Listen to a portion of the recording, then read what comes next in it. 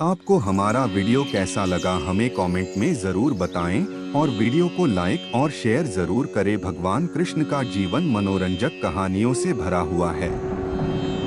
उनके पूरे जीवन की तरह उनका जन्म भी एक मनोरंजक कहानी है।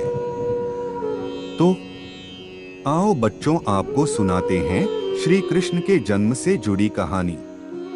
यह बात द्वापर युग की है, जब धरती पर अधर्म का बोझ बढ़ता जा रहा था। राक्षसों ने धरती पर हाहाकार मचा रखा था। इस बात से बहुत परेशान होकर धरती माँ गाय का रूप धारण करके देवताओं के पास गई और उनसे कहा, हे देवतागण, मेरी रक्षा करें। इस राक्षसों का आतंक मुझ पर बढ़ता जा रहा है, इन्हें खत्म करें। धरती माँ की इस बात का देवताओं के पास कोई समाधान नहीं था। इस पर उन्होंने ब्रह्मा जी के पास जाने का निर्णय लिया और धरती माँ के साथ सभी देवता ब्रह्मा जी के पास गए। वहां पहुंचकर उन्होंने ब्रह्मा जी से विनती की, प्रभु, मेरे ऊपर से दैत्यों का यह भार कम करें, मैं बहुत परेशान हो गई हूँ। ब्रह्मा जी ने उनकी तरह देखा और कहा, इसका उपचार सिर्फ भगवान विष्णु कर सकते हैं। देवी, आप उन्हीं के पास जाइए। ब्रह्मा जी का कहा मानकर उनके साथ धरती माँ और सभी देवतागण भगवान विष्णु के निवास क्षीर सागर पहुँचे। उस समय वह शेष नाग पर लेटे हुए आराम कर रहे थे। वहां पहुंचकर सभी ने उन्हें प्रणाम किया और पूरी कहानी सुनाई। पूरी कहानी सुनकर भगवान विष्णु ने कहा, हे देवी, परेशान न हो, मैं मनुष्य के रूप में पृथ्वी लोक पर अवतार लूंगा और पाप को खत्म करूंगा। उनकी यह बात सुनकर धरती माँ खुशी खुशी वहां से चली गईं। इधर मथुरा में राजा उग्रसेन राज किया करते थे। वे दयालु राजा थे, लेकिन उनका बेटा कंस बहुत अत्याचारी और लालची था। उसे राजगद्दी का बहुत मोह था। एक दिन उनसे अपने बल से राजा उग्रसेन को सिंहासन से उतारकर जेल में डाल दिया और खुद राजा बन गया। लेकिन कंस अपनी बहन देवकी से बहुत प्यार करता था। एक दिन देवकी की शादी राजा शूरसेन के पुत्र वासुदेव के साथ हुई। शादी के बाद जब कंस देवकी को विदा करने लगा, तभी आकाशवाणी हुई कि देवकी की 8वीं संतान उसका वध करेगी।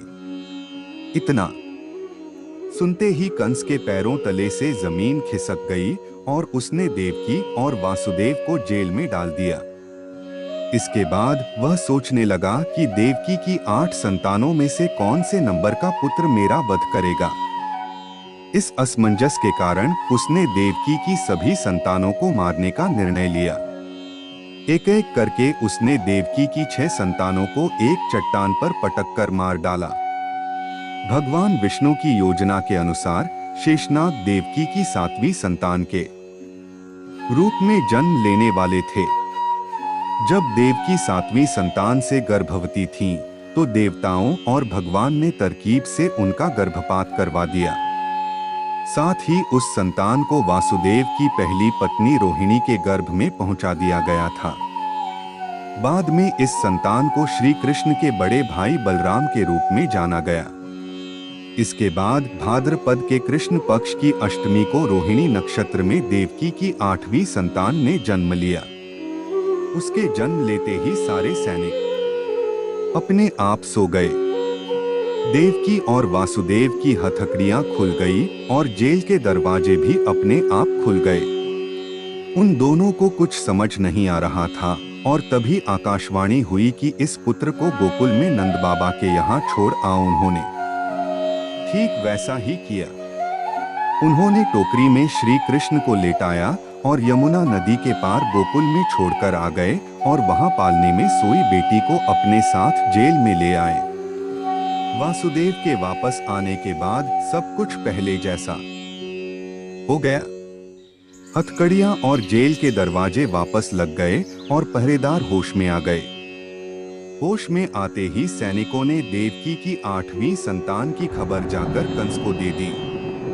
कंस दौड़ता हुआ जेल आया और देवकी की गोद से उसकी संतान को डोक छीन लिया।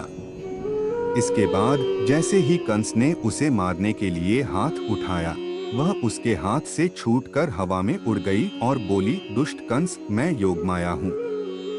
तुझे मारने के लिए भगवान ने गोकुल में अवतार ले लिया है।